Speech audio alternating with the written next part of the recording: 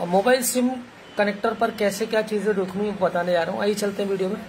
स्वागत करता है रेक्स इंस्टीट्यूट भोपाल।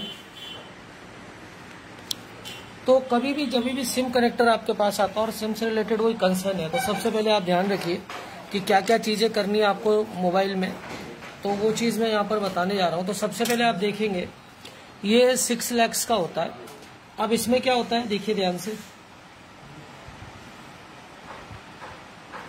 अब जैसे मान लेते हैं कि 1 2 3 4 5 एंड 6। तो जो इसमें 4 नंबर होता है वो होता है ग्राउंड, ठीक है। इसके बाद जो इसके सामने 3 नंबर है वो वी सिम। इसके अलावा 1 नंबर होता है क्लॉक और 2 नंबर होता है रीसेट और जो 4 नंबर है वो ग्राउंड है। 5 नंबर एनसी या ये वी सिम से भी कनेक्टेड होता है कई बार। और जो 6 नंबर है ये बेसिकली सिम का डेटा होता है, ठीक है।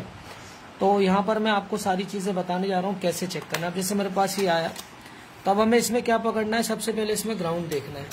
तो हम मल्टीमीटर को ऐसे ले लेते हैं। सबसे पहले ग्राउंड देखते समय आप रेड को कुछ भी रख सकते हैं, ग्राउंड में रख सकते हैं, कुछ भी कर सकते हैं। जो आपका मल्टीमीटर है वो डायोड मोड में होना चाहिए।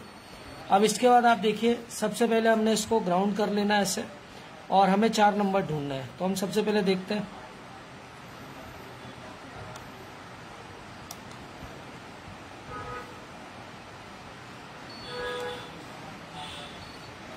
ये 4 नंबर है, ठीक है। अब इस पे आप देखिए जब आप इम्पीडेंस देखेंगे तो इम्पीडेंस के लिए आप हमेशा ध्यान रखिए जो पॉजिटिव पॉइंट है वो हमेशा क्या होगा, ग्राउंड पे होगा और ब्लैक से आपको चालू करना है। ये देखिए लगभग 0 इम्पीडेंस है। देखिए ध्यान से 4 नंबर ग्राउंड है। ये मैं आपको दिखा रहा हूँ, यहाँ लाइट मारो थोड़ी सी। 4 नंबर ग्राउंड है। अब देखिए 5 नंबर क्या है, एनसी है। तो यहाँ पर इम्पीडेंस क्या होगा, कुछ भी नहीं होगा, ठीक है। इसके बाद आप देखेंगे 5 नंबर पे इम्पीडेंस 0। अब मैं यहाँ टच करूंगा तो ग्राउंड हो जाएगा ना, तो संभाल के चेक करना है। अब इसके बाद जो 6 नंबर है यहाँ पे सिम का डेटा, तो यहाँ पर इम्पीडेंस आएगा। देखिए 423, ठीक है। ये इम्पीडेंस है, ये आना चाहिए। अगर ये नहीं आ रहा, यहाँ बीप आ रही है या इम्पीडेंस 50-100 पे अटका है तो फिर दिक्कत है सिम में, ठीक है। इसके बाद आप देखिए फिर यहाँ पर आप देखिए ये हो गया 4 5 6, ये हो गया 4 4 5 6। इसके आगे क्या होगा, वी सिम। यहाँ पर भी क्या होगा, आपका इम्पीडेंस आना चाहिए। 2 नंबर पे रीसेट है, यहाँ पर भी इम्पीडेंस 424 और यहाँ पर भी इम्पीडेंस आपका 424। तो ये आपका क्लॉक और रीसेट पर लगभग 2 या 1 या 2 का अंतर आएगा, वरना क्या होता है दोनों सेम ही रहते हैं, ठीक है। तो यहाँ से आपको समझ में आएगा क्लॉक और रीसेट। तो ये आपको सबसे पहले सिम कनेक्टर पर ऑफलाइन चेक मतलब बिगर पावर के चेक करना है। कूल टेस्ट हम इसको कहते हैं। तो यहाँ पर आपको इतनी चीजें मिलना चाहिए। इसके बाद ये क्लॉक डेटा रीसेट, इसे मैं डीएसओ से भी चेक कराऊंगा और यहाँ पर वोल्टेज भी जब मैं इसका हॉट टेस्ट कराऊंगा तो ये चीज भी कराऊंगा। तो ये आपको सबसे पहले सिम पर क्लियर होना चाहिए।